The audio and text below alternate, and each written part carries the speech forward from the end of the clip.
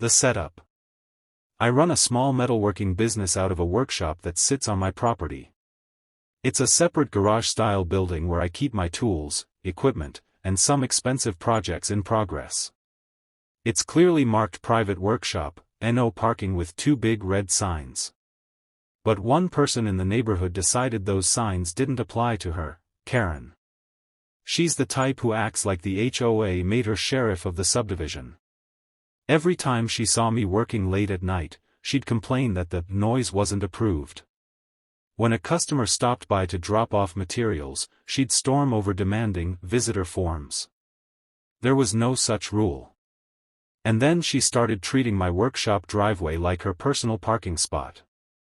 The first incident. One morning, I walked out to find her car, an oversized SUV, blocking my workshop doors. I couldn't get my truck out, couldn't get my tools in. I knocked on her door and politely asked her to move. "Karen, relax, it's just for a little while. I needed a convenient spot." "Me, you can't block my workshop. I need this for my business." "Karen, well, maybe you shouldn't be running a business from home. This is an HOA neighborhood. Your workshop doesn't belong here anyway." I reminded her I wasn't under her HOA. My property was exempt when the neighborhood was planned. She scoffed and drove off without another word. The repeat offense. A week later, it happened again. This time I had a delivery scheduled, 3 pallets of steel tubing. The delivery truck couldn't unload because Karen's car was blocking the entrance. I had to pay a reschedule fee. When I confronted her, she waved me off. "Stop overreacting. I'll only be there an hour at most. Don't be so territorial." That was the final straw. The welding payback.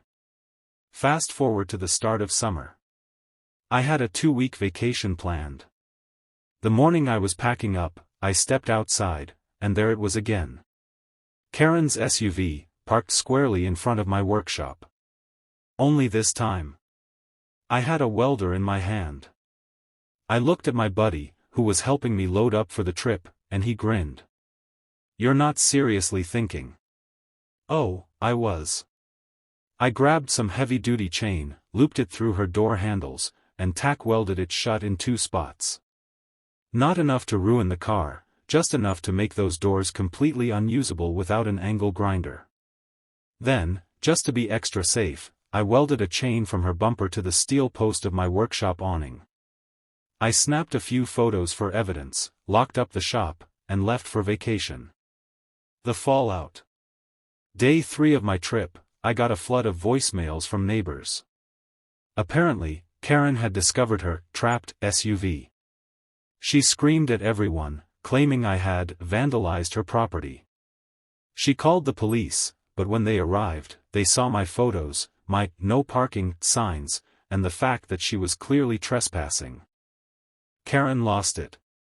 She threatened lawsuits, screamed about HOA authority, the works. But the cops told her bluntly, "You'll need to cover the cost of removal. This isn't the owner's problem."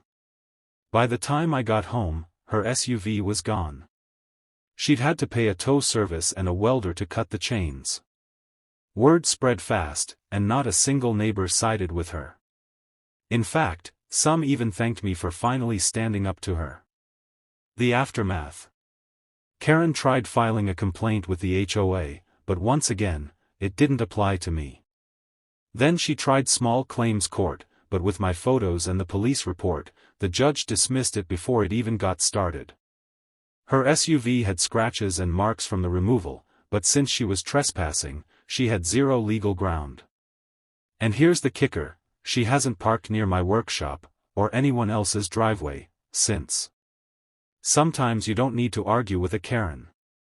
You just need a welder, a chain, and a plane ticket.